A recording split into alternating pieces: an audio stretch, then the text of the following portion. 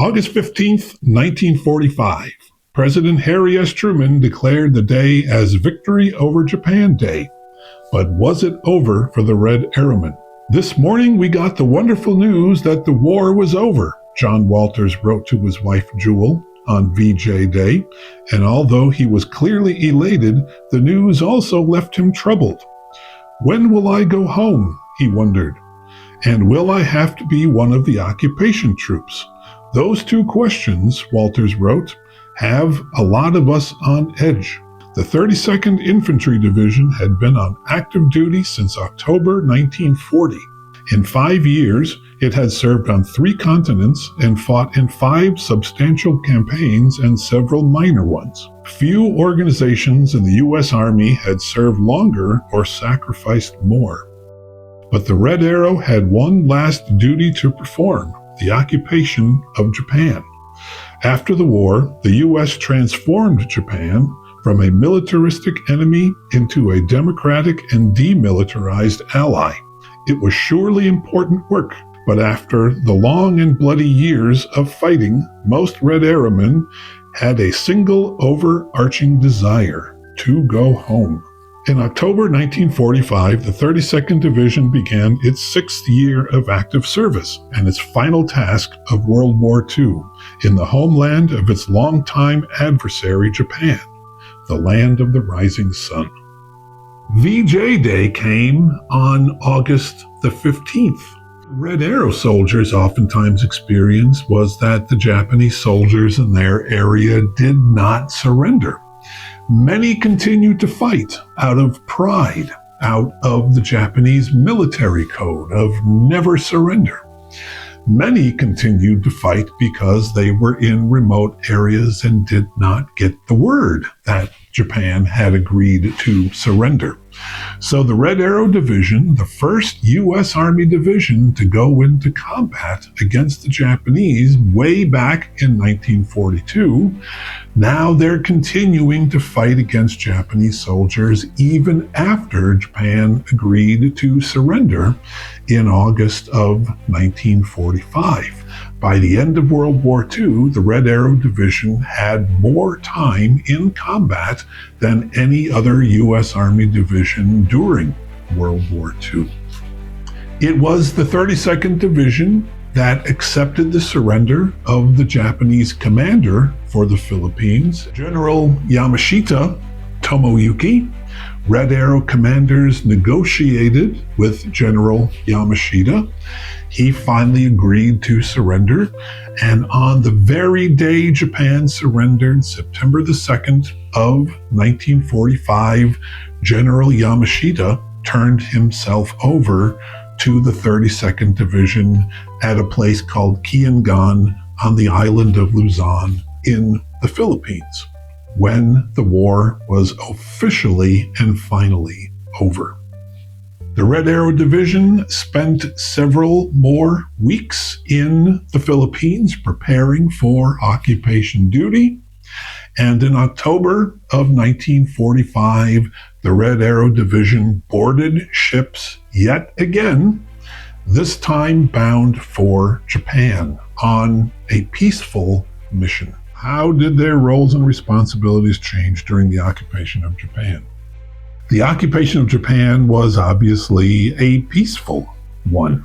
The soldiers, while they were prepared for any possible combat or resistance from the Japanese, their duties were largely peaceful.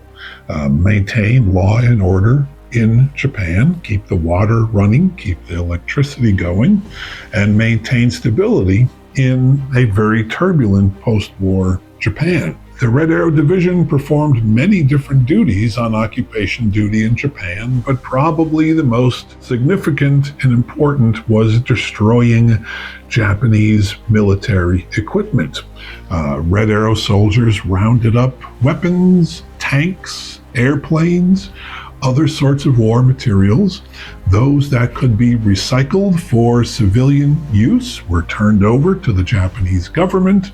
The rest were destroyed. Guns were melted down, ammunition was burned and destroyed, in some cases put on barges and dumped into the ocean. What training did they receive?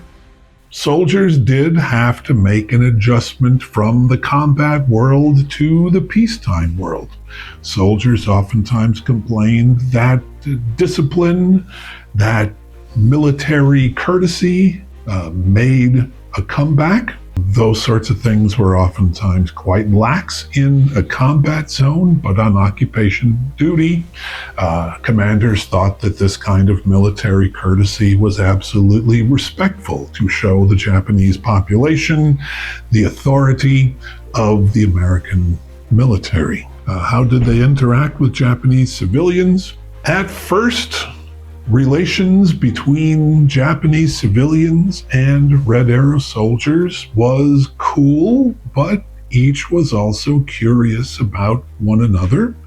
Once it became clear that the occupation was going to be peaceful, relations between Japanese and American soldiers begin to warm up. Commercial activity was oftentimes the way in which these relationships loosened up at first, but over time, real friendships sometimes developed between soldiers and civilians.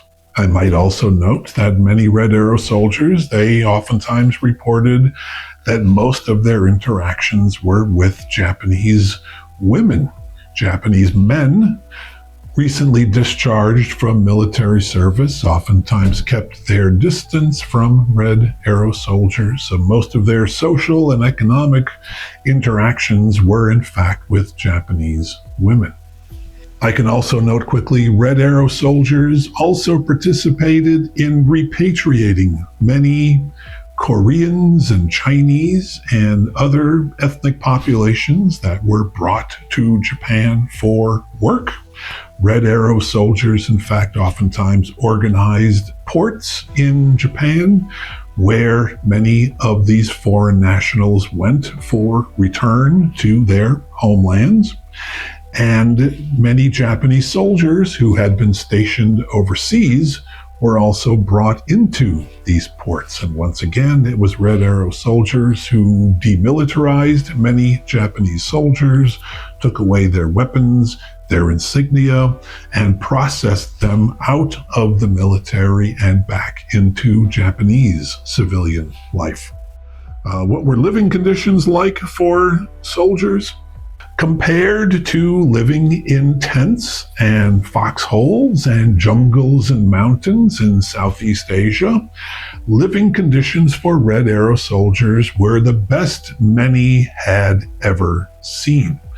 American military personnel oftentimes took over Japanese military bases, took over factories, took over government buildings, and turned them into headquarters and turned them into barracks. Soldiers were oftentimes very glad to have sheets and beds and silverware and plates to eat off of rather than having mess kits.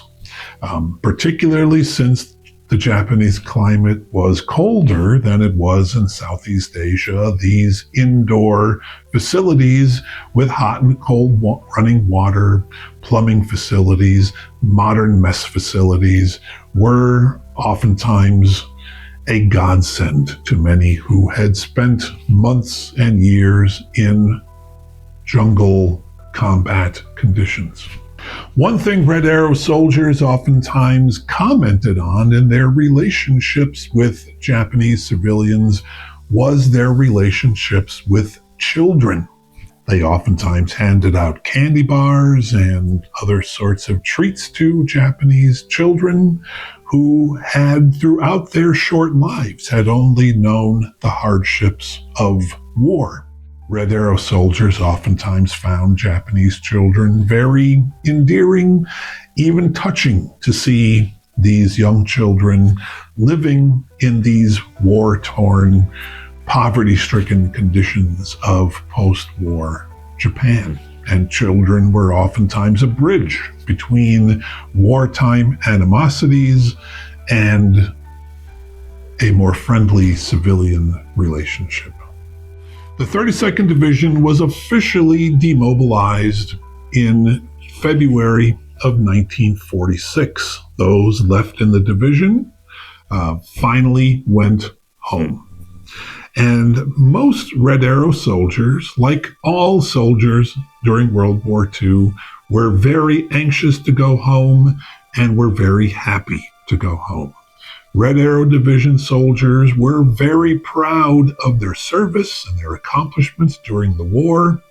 But as the years went on, many people began to forget about the Red Arrow Division and its remarkable record during World War II. The country moved on. Many of the veterans were reluctant to even talk about their military experiences, and somehow in the shuffle of the post-war world, many people forgot about the Red Arrow Division. But now that it is the 80th anniversary of World War II's conclusion, we have the opportunity to rekindle the memories of the 32nd Division and reintroduce them to America's narrative of the Second World War.